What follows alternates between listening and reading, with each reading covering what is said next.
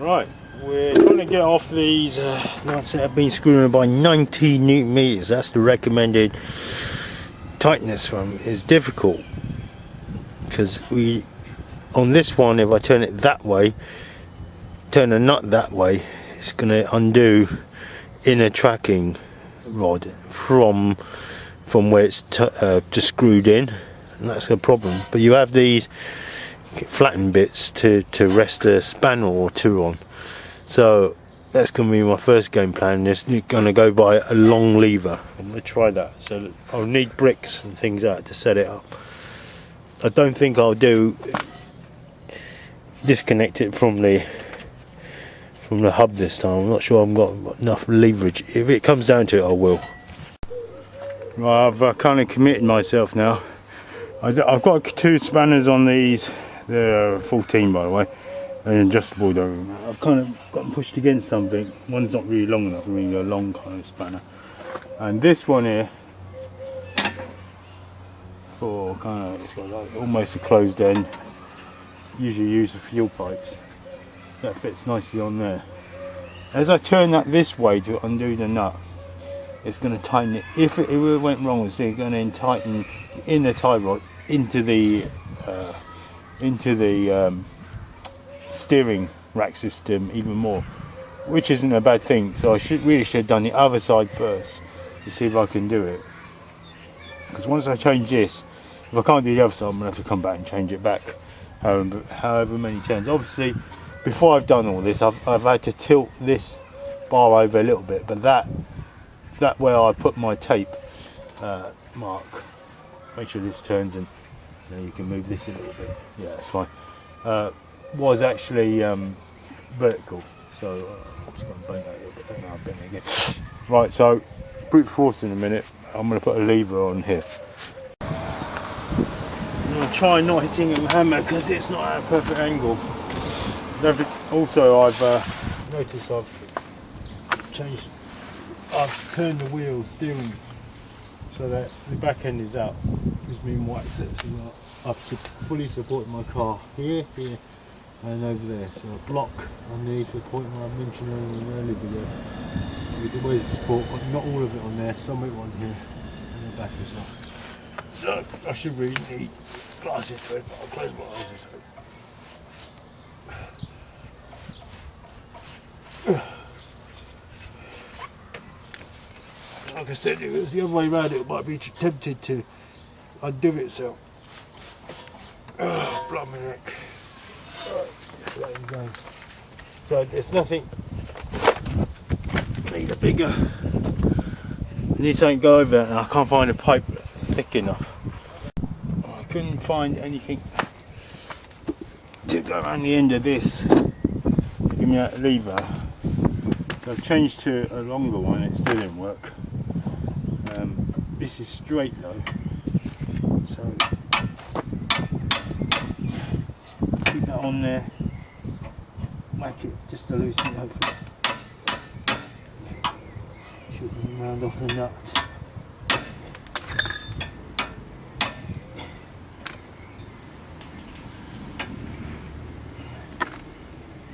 Should undo it.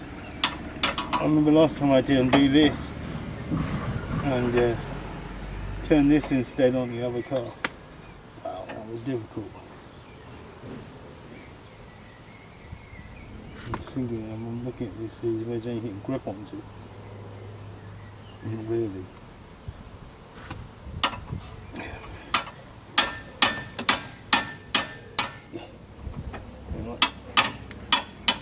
Okay. We've got some. That was too shit. I didn't like that at all, but 90 newton meters is very, very tough. So right, so it was last time toe out 27 degrees, right? So 60 minutes, oh sorry, 27 minutes, 60 minutes makes a degree. So we need it at 0, and that's the same. So this is the Honda Civic 2.2 2007. It's meant to be at 0, and The same for the Ford Focus as well. I might have mentioned in another video, 2015 Ford Focus might be tow-in 20. It's not. I double checked, and it's 0. So it's basically splayed out too much, and as a car speeds up, the wheels splay out more. So it's got too much tow out. I need to bring it back in. So to bring it in, the back end's got to come out more.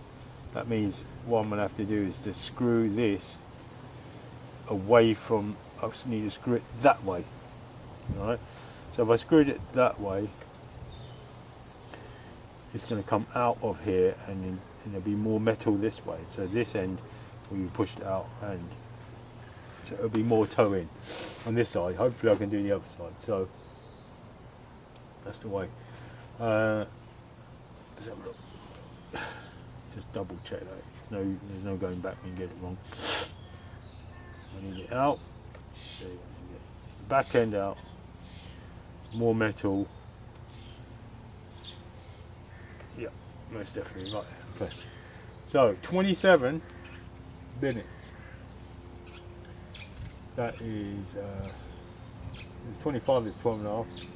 So call it 12 and a half. 13 is 26. 13 and a half, something like that. So 13 minutes. It's kind of a bit like an art, this one. How much is too much, how much is not enough. 27 is a fair amount. If I did half, it would be too much. Half a turn would be too much. So it's at 12 o'clock at the moment.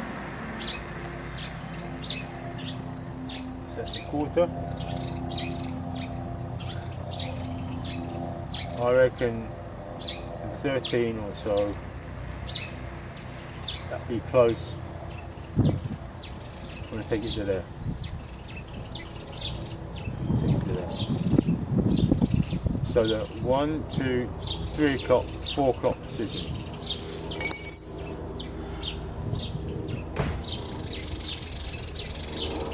I'm going to take it to there. That's what I'm going to take. So 12 o'clock, 4 o'clock, it's not at 5 o'clock, it's not at 6 o'clock, it's at 4 o'clock. Now I've noticed after I've tightened this hand tight, well not hand tight, as tight as I can with the tools, not 90 though. Noticed the inner, that rod there can spin, it hits the bottom of here, it stops spinning. Because that's the limit. It's this end, it stops spinning. Because this nut stopping it spinning, and this elbow stopping it spinning. I'm just wondering, is it loosened from the inner tie rod in there? And if there was a tight joint in there, let me get an example. Right, so here is one off a Ford Mondeo's steering rack. That bit there is that bit there. That nut obviously is that one there.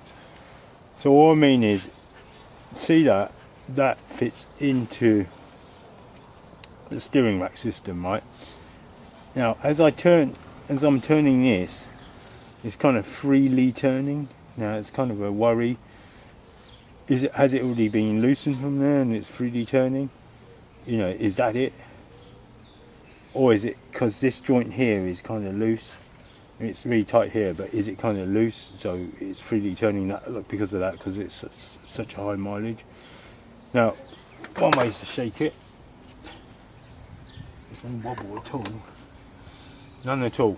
Another way is if I undid it, and I just count. You know, I'm going to keep it at 4 o'clock. Undid it and then wind it several times to see if it suddenly kind of just catches. You know what I mean? Because look at this, I can't turn this, it's tight. Is it tight in there and is it turning here? That's the thing. So one full turn later and there's no signs of catching at all. No, Okay, yeah, sure. Now, if you rattle it now, it feels a bit loose, and if this was not tight, you will get rattling noises when you steer. See that? So if you hear symptoms of knocking after you're tracking, it may not, because this nut isn't tight enough. So make sure this is back on horizontal. That little mark there helps. You put it back on 4 o'clock. Anything is better than what it was, 27. Right, that's a lot, but not so much that you want to go crazy and really wind it like a whole full turn or anything like that. So, hold on to the arm. Hold on to this again. Hoping it won't lock. Yeah, come on.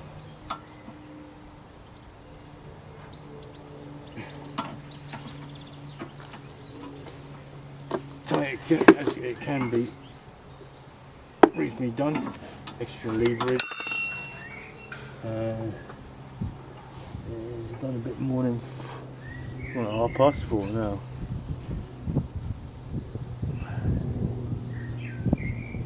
It's going to be a bit too much.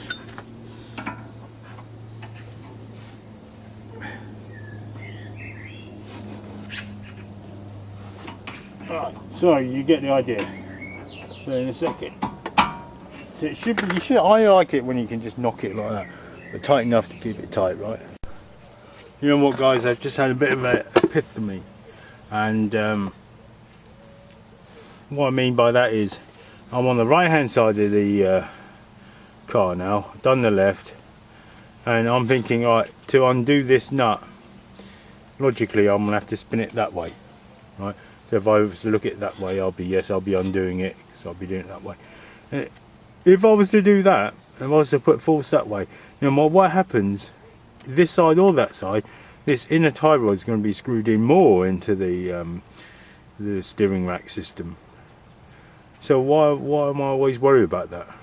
If in any other video I've mentioned that, you know, you should make sure if you undo it, it might undo it from the inner, which I have done before. I don't know what happened. It's weird. I don't understand it at all. If I was to undo it that way, it would tighten the inner. So, nothing to worry about. Still secure it though. I'm going to go that way, because you don't want to put extra stress on the joint in here unless you had to. But once it hits there, where it touches there, and if you notice here, it's actually quite loose as well. Same deal as the other side. So inner where that ball joint was in there, it's quite loose, which is a good sign. Well, when it's brand new, it's tight as anything, but because it's an old car, lots of miles on it, it's loose.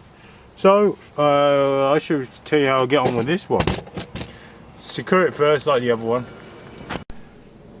Right, I'm doing all this. Remember, the steering is straight as it was. It's not drifting, so equal amounts of tracking or alignment set for both sides. So I need to bring this back end like so, right? So I need more material out, so I need to unscrew it, and to unscrew it again, I am going to be turning it again this way, clockwise, right? So 4 o'clock, if it sits there, it'll be the same amount of thread unscrewed. Tighten this back up, nice kind of hand tightness, tight as tight as you can, but with hand tools. I think that should be cool. Put this ring back, shake it, check for anything. All right, so in the end I put longer end on, secured with adjustables, and 14mm on there, resting on there. Bang bang bang, hit with a big hammer, making sure nothing slipped. I didn't want to round these off, and that was it. And by this one is 24. This is the Honda Civic. Alright, thanks for watching.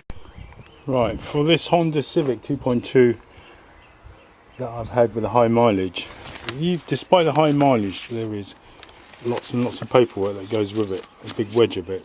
Now, notice here, a lot of the paperwork is changing car tyres.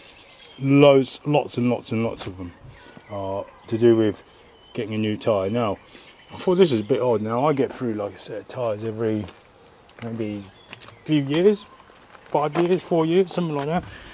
And I swapped the tyres over on one of my videos, swapping front to back tyres for mono-directional tyres.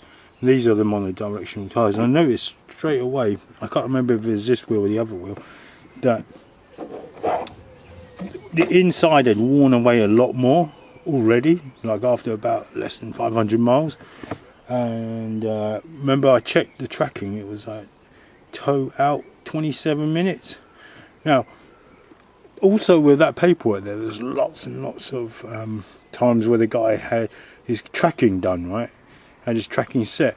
Now, the steering wheel was straight, the car weren't swerving left or right, but so everything was perfectly straight, apart from being 27 minutes tow out. Now, this car's recommended tow in, tow out should be 0, so it'd be no tow in, no tow out. And so what's going on? This is another reason you should do your own tracking if you can, because maybe because it might have been a fleet car or something. The people who do the tracking set it so that the steering wheel is straight, it's not swerving left or right. But the thing is, it's tow out and it's going to wear out your tyres a lot quicker. And I'm just saying, could be I'm wrong, but who knows? I'm not sure, because the amount of tyres this guy got through, I would have thought something wrong there. Anyway, do your own tracking is what I suggest, if you can. So please hit the like, subscribe button, leave a comment if you don't agree with me, or if you agree with me, leave a comment. Thanks for watching.